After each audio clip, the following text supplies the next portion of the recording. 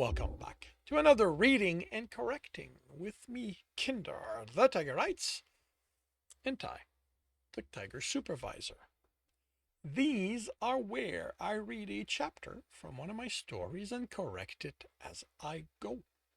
If you want to listen to these live, it's every Tuesday morning, 8 a.m. Eastern Time on Twitch, and if you're looking to support me, that is on my Patreon. Today we are doing Chapter 21 of Feeling the Way. The sign over the door reads The Lost and Found, and under it, non-denominational shelter. I suppose it makes sense for your contact to run a shelter if he knows illegals. He doesn't run it. I followed Marrows in. The room was large, long tables with men and women seated at them. A food counter on the left had a lineup of people. I searched among those serving the food. One of the workers also made sense, but I noticed Narrows looking over those seated at the tables before moving. We attracted stares and aggressive non-stares. Some wondered what we were doing here. Others didn't want us here. It was their place, not ours. We had money. We should be where money hangs out. We should be where money hangs out.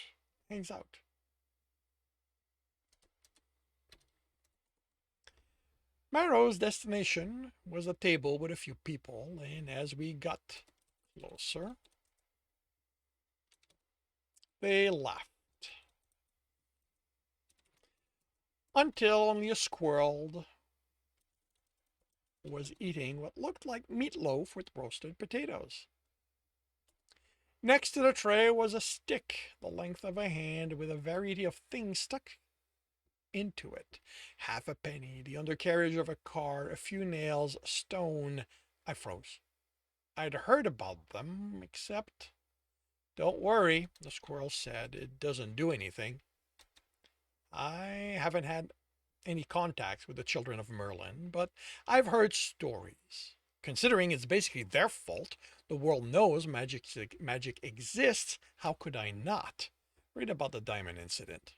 It's what I did. Donald, meet Wyatt Orr, the badger said, sitting down. Wyatt, this is Donald, son of Merlin, expert at finding things and purposely homeless.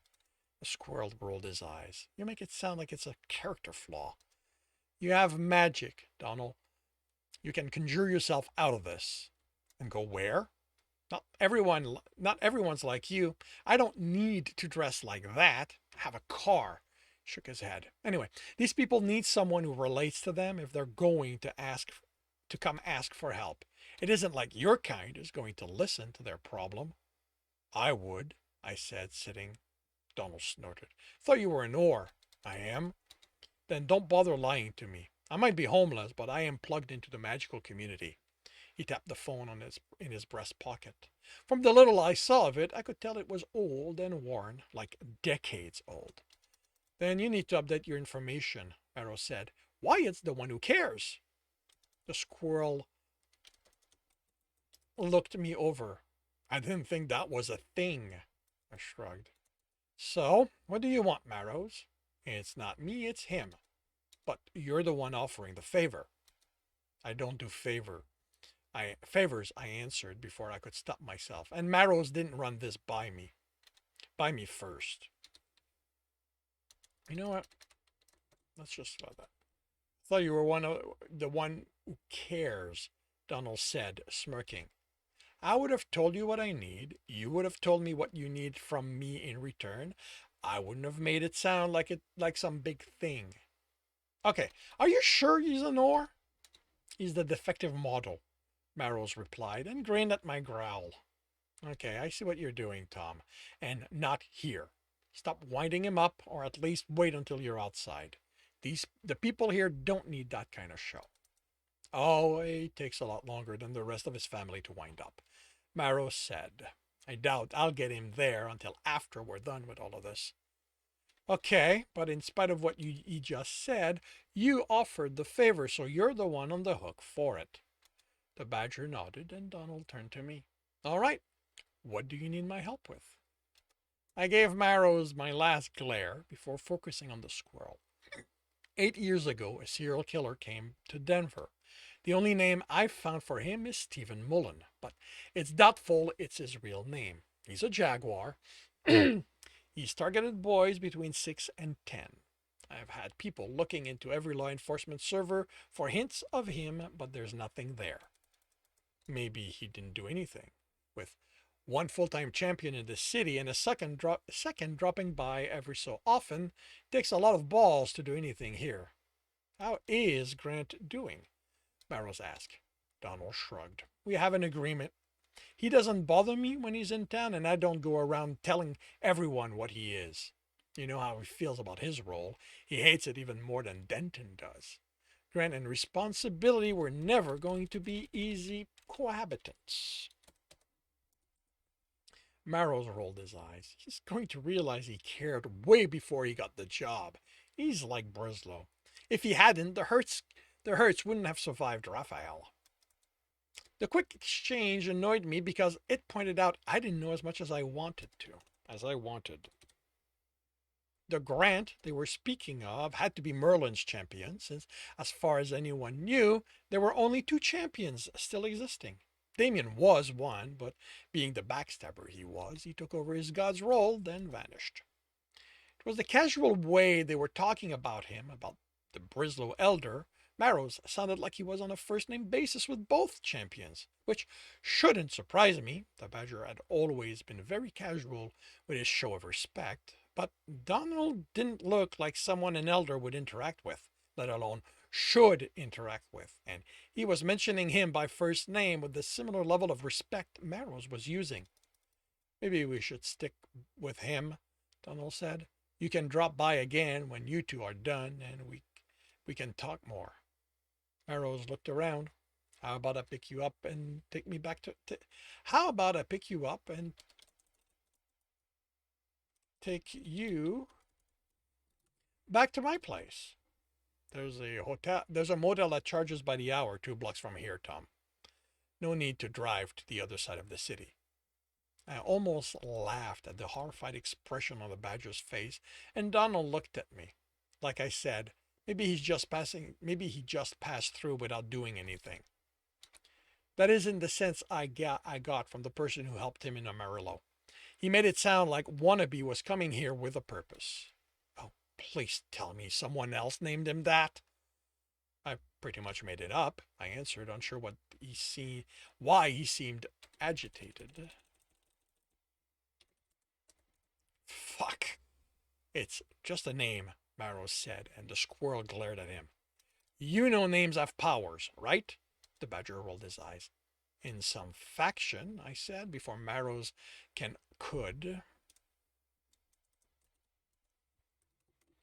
open his mouth. Their names is linked to them so tightly that any use of it makes it easier to bind the magic to them.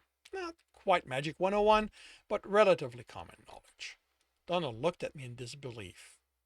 Okay, let me ask you this.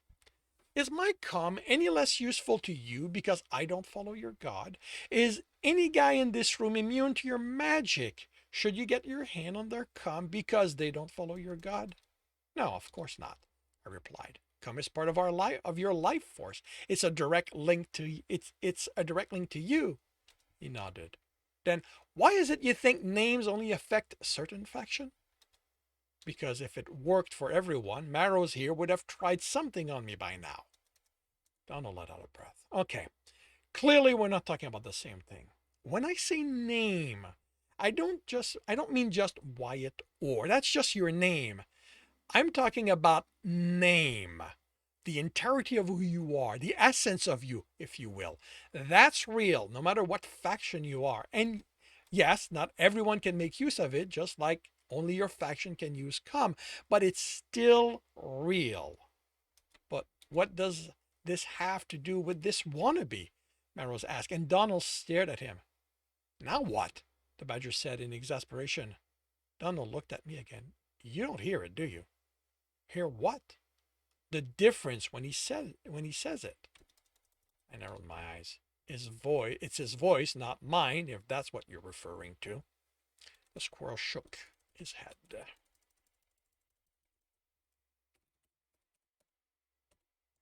No, when you say it, there's a resonance in the name. Somehow you've connected to him. How? I'm not aware of knowing any jaguar who hid being a serial killer. That would be the point of hiding it, Penrose said. He might not be someone you know. That isn't how naming works. I think that you named him. No, I just called him that because everything he's been doing is an imitation of what we do, mixed in with a bit of others, possibly. Like he wants to be one of us. But you also believe that's what he is.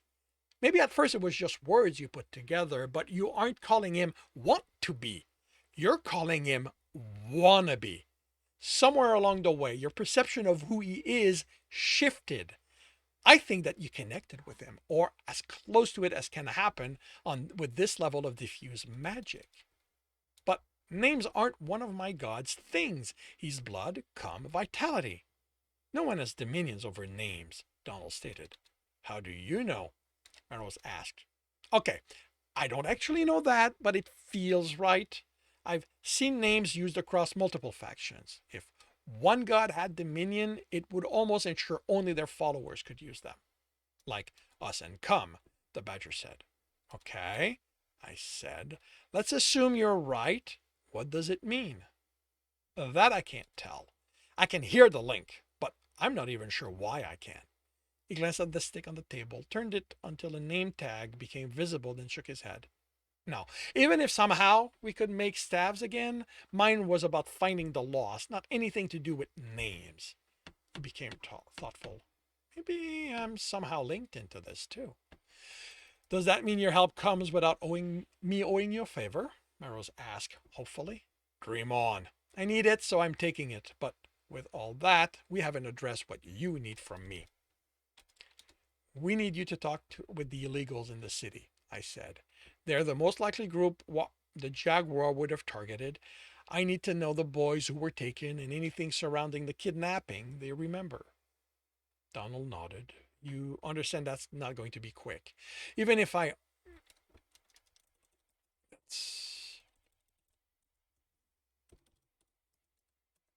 Even if I ask... If I only ask the communities in Kendrick Lake, I'm looking at hundreds of families, and something tells me he was smart enough not to limit his victims to one community. I wouldn't worry about time, Pyro said. I'm sure I can prod Wyatt into keeping us busy. The squirrel snorted. I have a better idea. No, I'm not playing your game, Tom. I have enough of violence on the street. You promise me a night of tenderness, and we'll talk about it. He pulled a pencil worn down to a stub and a ripped page of paper he wrote an address on. There's been a rise in homeless disappearance around that building. I've looked into it as best as I can, but all I could find out is that every so often one of us is allowed in through the back door and they never come out. Make it stop. Are you sure they simply don't exit when you aren't looking? I asked, and get the kind of glare in return that told me I was an idiot for even considering he didn't have ways of knowing if someone left when he wasn't around. I have wards around the building, he said in the tone a parent uses with a slow child. While we were sitting here talking, one of us went in. If anyone that crosses the ward in one direction crosses it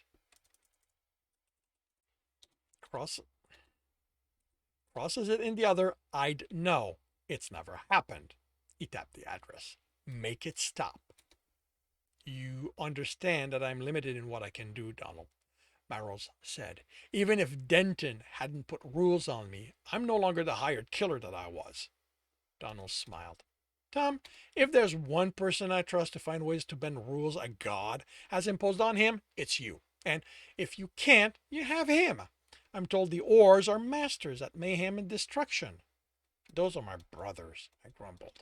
Then call them in, Donald said. Someone in there is hurting my people. That's the price of my help. We'll make it happen, Arrow said and stood. We will, I echoed and followed him out. You do know that if we blow up a building, we're going to have 2 elders on our back. I told the badger as we got.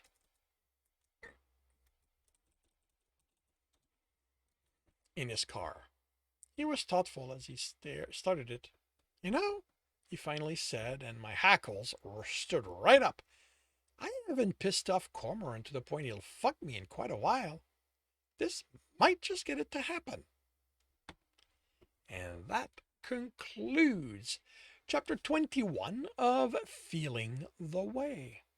If you are enjoying this, please leave a like. If you want to know when the next chapter is going to be up, subscribe and hit the bell.